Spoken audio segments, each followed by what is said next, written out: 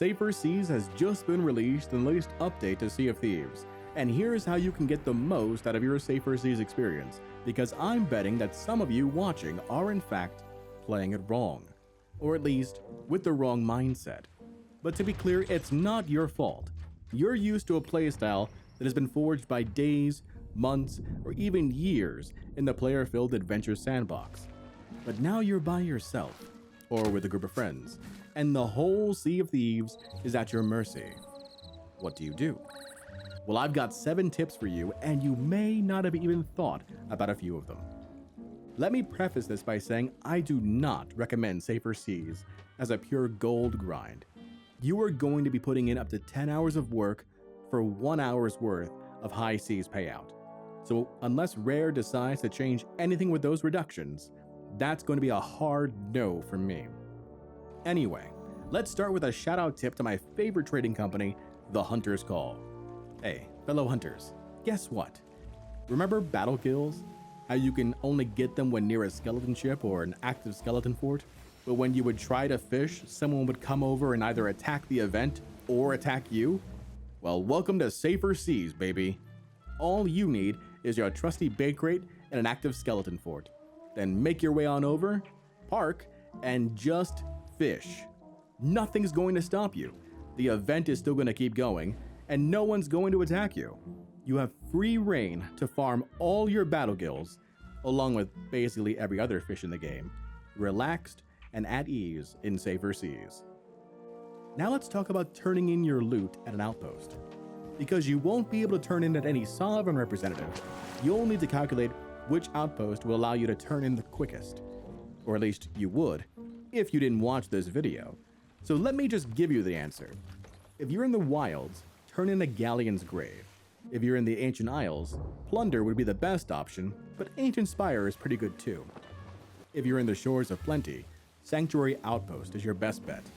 And if you're in the Devil's Roar, I'd skip a Morrow's Peak turn-in entirely and head to either Ancient Spire or Galleon's Grave, depending on which was closer. Ignore Port Merrick and Daggertooth Outpost. They may be the biggest outposts in terms of size, but that actually works against you when you're trying to turn in loot and are limited to 1 to 3 items each carry. Next, ignore blunderbombs and chain shots. This is quite a difference from how many players have played the game in the past, but the reasons are pretty easy to understand. Blunderbombs are very effective at disrupting a player's attack or to get a quick kill off a blunder gun combo, but they are ineffective against most skeletons, unless they have a keg, but those spawns are spread out much of the time. Chain shots are 100% useless in Safer Seas. Don't even bother. The reason? Skeleton ship masts aren't damaged in ship combat and won't be broken. Instead of both of these, meet your new best friend, Firebomb. Firebombs are especially effective against skeletons in the game, as skeletons have a tendency to run into each other as they're attacking you. Just get a group of them together and fire away. If you happen to miss 1 or 2, just group them up again and watch as the fire moves between them all before they're destroyed. And while we're on the subject of ship combat, use your cursed cannonballs. This is already a problem in what's now high seas, but many times players just collect, but never actually use the cursed cannonballs they're collecting. Then they go into ship combat and they're sunk. So long, cursed cannonballs. Well, in Safer Seas, you still have the opportunity to use most of them, just on PvE enemies and ships instead. And since all that will do will decrease the length of overall combat and make you more efficient at collecting and turning in loot, there are 0 downsides. And I'm including ghostly cannonballs here as well. Everyone loves a good Wraith Ball, right Toxie? Seaforts. They've been a lucrative addition to the game since they were introduced, but now in Safer Seas, they are one of, if not the top way to earn in this mode, especially in Renown, which unlike Gold and Reputation is still at a 100% earning rate. So you go to a Seafort, fight the waves of phantoms, take down the Seafort captain, and you've got your treasure, right? Well, not so fast. Hear me out. Instead of taking the time to move your ship into position to harpoon all the loot, send it off on its next adventure. Maybe at a quarter sail or so if you're solo, or if you're with a group, drop off just one person to do the fort and keep moving. Why? Because you can move that treasure into spots that won't reset when the fort does.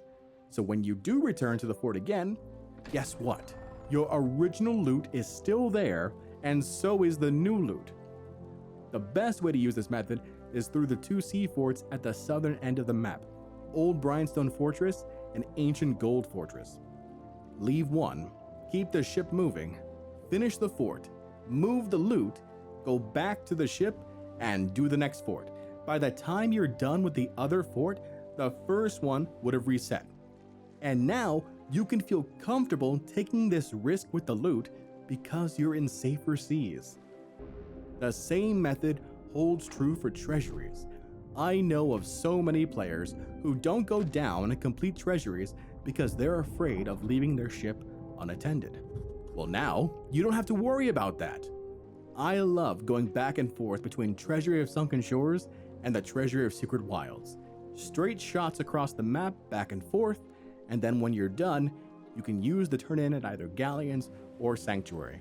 This is also another great place for renowned farming. You get sirens, siren leaders, ocean crawlers, and skeletons all in one place. And at the end, you can gather all of the tridents to store on your ship. And let's talk about that. My fellow pirates, these are your friends against PvE. They one-shot skeletons. They do splash damage when charged, and if you have enough of them, you can rinse through any PvE land boss in a matter of minutes. Now, sometimes when you're in high seas, you don't want these on your ship because if you get boarded, the attacker may use them against you to pin you down. But here, on safer seas, use them. Okay, I know I said I had 7, but let's go the extra mile here and talk about, well, Miles and Megs. These two go hand in hand because of the strategy you're going to use. Start a voyage for whomever you want to earn miles for. Sail to the top or bottom of the map. Then go east until you reach the edge of the map, turn around, and go west until you reach that edge of the map. Rinse and repeat. That's it. Doing this earns you your miles in practically an AFK fashion, and on top of that, you're still able to receive emergent spawns, like Megalodons. Farm your Megs and miles in one simple motion. And if you manage to snag a Shrouded this way, I hate you, and you're welcome. Congratulations, you're now better equipped to effectively maneuver around some key differences and advantages of safer seas. Enjoy your sailing, and I hope to see you in high seas someday too. Until next time, this is Jon Bardcore signing off, saying so long and take care.